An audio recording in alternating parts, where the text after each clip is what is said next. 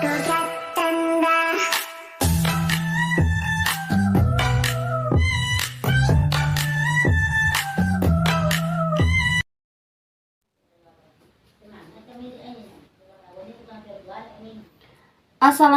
warahmatullahi wabarakatuh. Hello friend, hello, welcome back to my channel. Oke guys, balik lagi bersama aku Nelly. Seperti biasa, aku bakalan melihat sebuah video. Dan video kali ini guys, yang mau aku lihat ini ada sebuah video yang berjudul Muslim Indonesia waspada, Indonesia adalah termasuk salah satu nerakanya Dajjal. Wah, ini sensitif ya yang mau kita bahas nih ya. Oke, tapi sebelum kita lihat ini video, buat teman-teman yang udah mampir channel aku, makasih banyak. Semoga teman-teman semuanya panjang umur, murah rezeki, dan selalu diberi kesehatan. Amin. Langsung ya kita play dulu ini video. Kira-kira kenapa sih kok bisa sih dibilang di video ini Indonesia tuh salah satu nerakanya bagi Dajjal? Why? Assalamualaikum warahmatullahi wabarakatuh. Waalaikumsalam. Apa kabar Trooper semuanya? Alhamdulillah Semoga baik. kita senantiasa mendapat bimbingan Allah menuju jalan yang lurus. Amin. Dalam pandangan eskatologi Islam, sosok Dajjal dikisahkan sebagai simbol tipu daya dan fitnah yang akan muncul di akhir Ya, zaman, betul membawa sekali. manusia ke dalam kebingungan antara kebenaran dan kebatilan. Menurut Syekh Imran Hussein, salah satu manifestasi dari fitnah Dajjal ini adalah perwujudan dari apa yang disebut sebagai sungai dan api Dajjal, yang mana simbolisme ini secara ironis membalikkan persepsi surga dan neraka. Dengan mencermati perkataan Hussein, terlihat bahwa dunia modern dengan segala kemegahannya ini mungkin saja merupakan sungai yang dipercaya menuju kepada kebahagiaan, tetapi sejatinya bisa jadi adalah api yang membakar nilai-nilai spiritual. Indonesia, sebagai negara yang berlimpah dengan keragaman budaya dan agama, tidak luput dari bahasan ini. Di satu sisi, Indonesia kaya akan tradisi dan keimanan, namun di sisi lain, ia juga berhadapan dengan tantangan modernitas yang seringkali berlawanan dengan nilai-nilai tersebut. Ya, benar sekali. Membedah teori neraka Dajjal. Dajjal dalam eskatologi Islam seringkali dijelaskan melalui berbagai hadis sebagai penggoda ulung yang menyesatkan manusia dari jalan yang lurus. Syekh Imran Hussein meminjam metafora sungai dan api untuk menjelaskan tipu daya yang dilakukan Dajjal terhadap kemanusiaan. Dalam hal ini, sungai Dajjal menggambarkan janji-janji palsu tentang kehidupan yang serba melimpah dan mudah, seolah-olah itu adalah jalan menuju jannah. Sebaliknya, api Dajjal merepresentasikan realitas pahit dari kehidupan yang sejatinya sulit dan penuh penderitaan, diberdaya untuk tampak seperti jalan menuju neraka atau jahanam. Hadis yang sering dikaitkan dengan fenomena ini ditemukan dalam Sahih Muslim, di mana Nabi Muhammad menyatakan bahwa salah satu ujian Dajjal adalah ia akan membawa sungai dan api, di mana sungainya merupakan api yang membakar, dan apinya merupakan air yang membeku. Dalam konteks Indonesia, konsep ini dapat dilihat dari cara masyarakat mengasosiasikan kesuksesan dan kemakmuran dengan gaya hidup Barat. Pada tahun 2019, Bank Dunia menggolongkan Indonesia sebagai negara berpendapatan menengah ke atas, mencerminkan kemajuan ekonomi yang signifikan. Ya, benar ya. Namun, kesenjangan sosial dan ekonomi masih tetap menjadi isu yang persisten, dengan sekitar 9,78% penduduk masih hidup di bawah garis kemiskinan pada tahun 2020 menurut Badan Pusat Statistik Indonesia. Kondisi ini mungkin diinterpretasikan sebagai api yang mendorong sebagian masyarakat untuk mencari sungai di negara-negara maju, tanpa menyadari bahwa apa yang mereka kejar mungkin justru merupakan ilusi Dajjal yang memperdaya mereka dengan janji kemakmuran yang kosong. Di samping itu, pendidikan dan pemahaman agama yang kuat menjadi kunci untuk membedakan antara realitas sungai dan api. Hal ini sejalan dengan konsep dalam Islam tentang fitrah, keadaan alami manusia yang cenderung kepada kebaikan dan kebenaran yang harus dipelihara untuk memahami tipu daya dunia. Di Indonesia, upaya-upaya untuk mempertahankan nilai-nilai agama dan budaya dalam menghadapi gelombang globalisasi dan modernisasi terus dilakukan, meskipun tantangannya tidak sedikit. Konsep sungai dan api Dajjal yang diterangkan oleh Imran Hussein membuka mata banyak orang tentang pentingnya memperkuat identitas spiritual dalam menghadapi daya tarik duniawi. Di sisi lain, Hussein menekankan bahwa kekayaan material tidak selalu mencerminkan kesejahteraan spiritual atau kebahagiaan sejati, yang mana pandangan ini didukung oleh berbagai sumber Islam yang menekankan pentingnya keseimbangan antara kehidupan duniawi dan ukhrawi. Dan juga lingkungan pasti. Dalil-dalil dalam Islam seringkali menyarankan umatnya untuk tidak terlalu tergantung pada kekayaan duniawi. Sebagai contoh, dalam surah Takatsur ayat 1-2 Allah berfirman, persaingan dalam memperbanyak kekayaan dan anak-anak mengalihkan kamu sampai kamu masuk ke dalam kubur. Ayat ini mengingatkan bahwa kehidupan dunia adalah sementara dan tidak seharusnya menjadi fokus utama kehidupan manusia. Yes, benar sekali.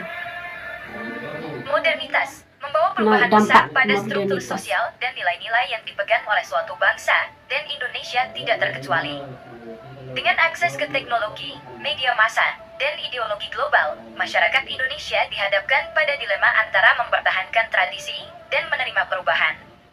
Hal ini dapat mempengaruhi identitas spiritual suatu bangsa yang secara historis kental dengan nilai-nilai agama. Iya.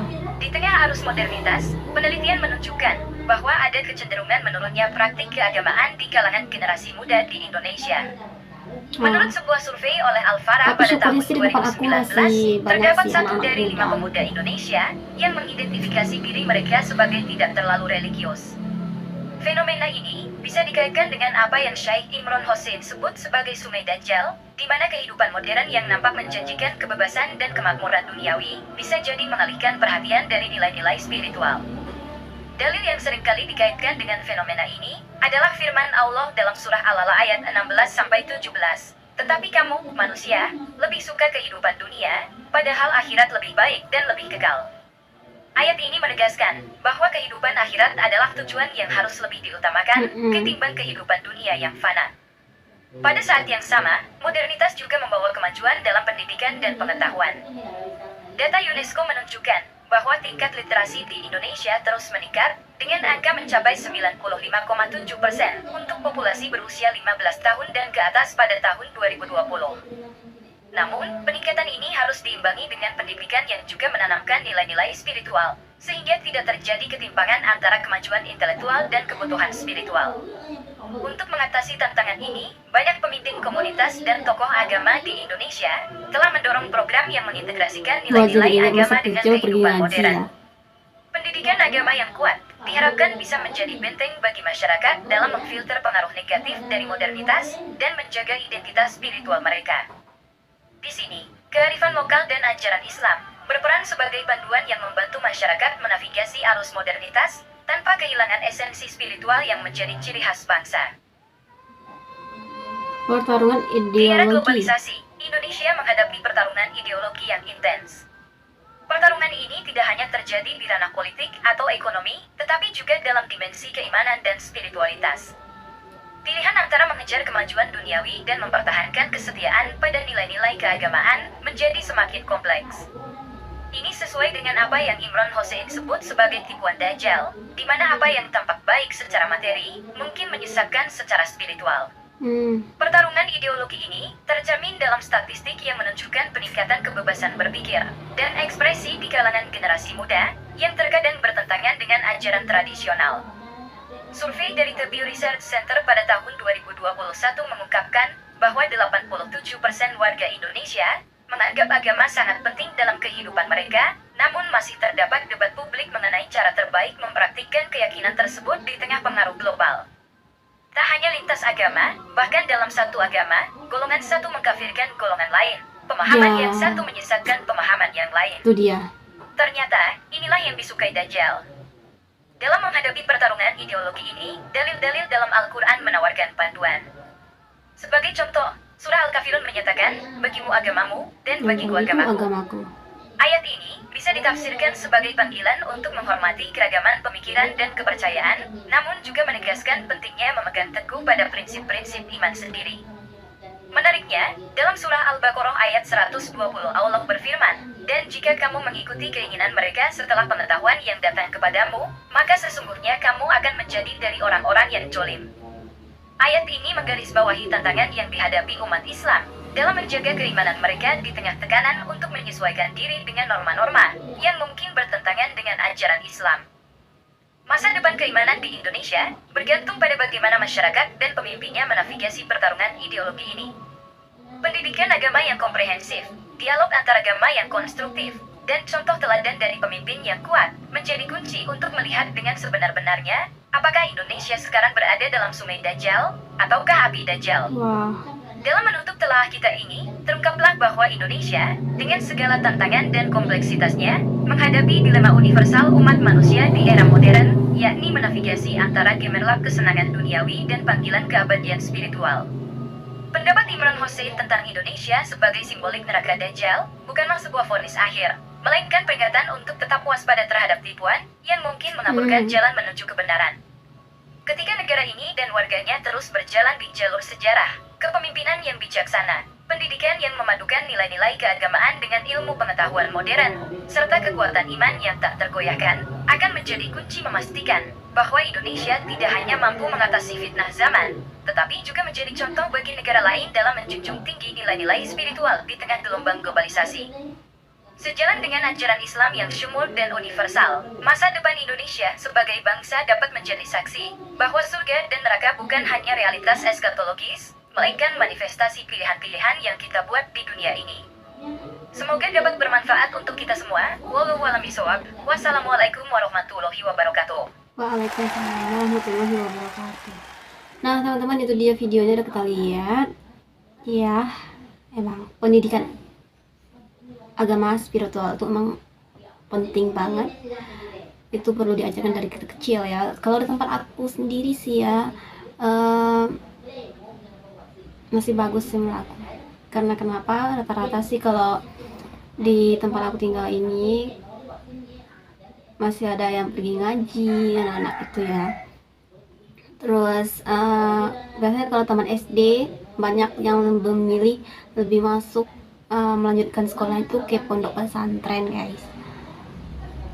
Mungkin lingkungan juga ini ya, lingkungan juga menentukan loh, lingkungan tempat kita tinggal sebenarnya ya. Pokoknya semoga Indonesia selalu dilindungi Allah dan jauh dari fitnah dan syarr. Amin. Nah teman-teman, mungkin kali ini kita cukup sekian dulu. Kita bisa jumpa lagi di next video. But don't forget to like, share, and subscribe. Jangan lupa loncengnya diaktifkan juga. Oke, terima kasih. See you. Bye. Assalamualaikum.